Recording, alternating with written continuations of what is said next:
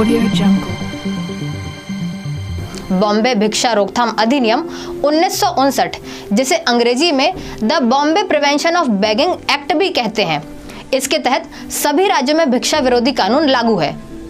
कई भिखारियों को अब तक इस कानून के तहत जेल में भी डाला जा चुका है। यह तो बात रही भीख मांगने वाले भारतीय कानून की।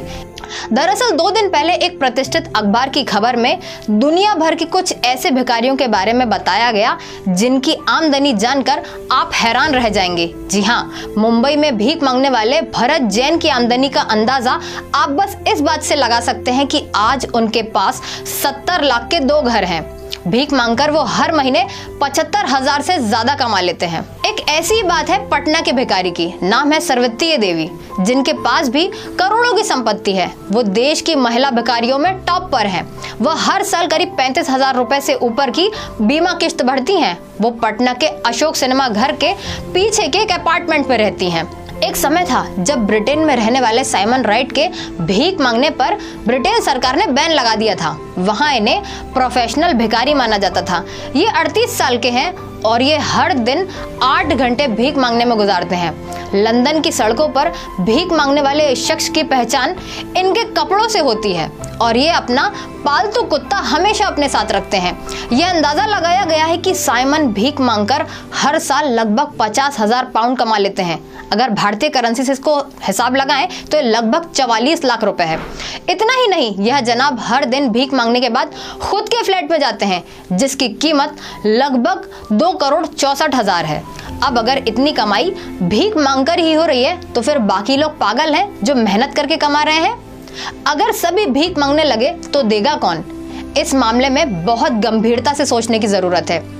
एक तरह से लोगों की भीख मांगने की प्रवृत्ति भारी संख्या में देश के युवा वर्ग को अपाहिज बना रही है। इसके जिम्मेदार केवल भीख मांगने वाले नहीं हैं, भीख देने वाले भी हैं। जाहिर सी बात है, अगर भीख मांगने वालों को भीख मिलना बंद हो जाए तो वो भी भीख मांगना बंद कर देंगे। मेरा व्यक्तिगत मानना है कि भीख मांगने से देने वाले देश की इकोनॉमी के लिए कैंसर जैसी स्थिति पैदा कर रहे हैं। अब अगर देश के सभी भिखारी अपना दिमाग भीख मांगने की जगह कुछ रचनात्मक कार्यों में लगाएंगे तो इसका फर्क देश की जीडीपी पर तो पड़ेगा ही। जीडीपी यानी ग्रॉस डोमेस्टिक प्रोडक्ट, जिसे हिंदी में सकल घरेलू उत्पाद भी कहते हैं। ग्रीस, हंगेरी, इटली और रोमानिया ये 4 ऐसे देश हैं जहां भीख मांगना गैर कानूनी है। मेरा व्यक्तिगत मानना है कि भीख देना जरूर इसे अपराधित घोषित कर देना चाहिए। भीख मांगने का यह ट्रेंड सबसे ज्यादा देश के भविष्य के लिए घातक है। ऐसे कई मामले आए हैं जिसमें देखा गया है कि भीख मांगने के नाम पर लोग रैकेट भी चला रहे हैं। इनमें छोटे बच्चों को जबरन भीख मांगने के लिए मजबूर किया जा रहा है। इस तरह के रैकेट पर वाकई सख्त कार्रवाई करने की जरूरत है। साथ ही ये भी ध्यान देने की जरूरत है कि जो भिखारी भीख मांग रहा है वो क्या वाकई उसकी मजबूरी है या फिर उसने अपना रोजगार बना लिया है।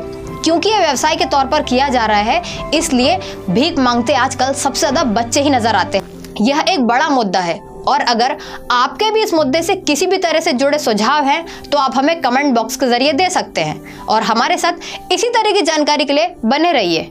नमस्कार।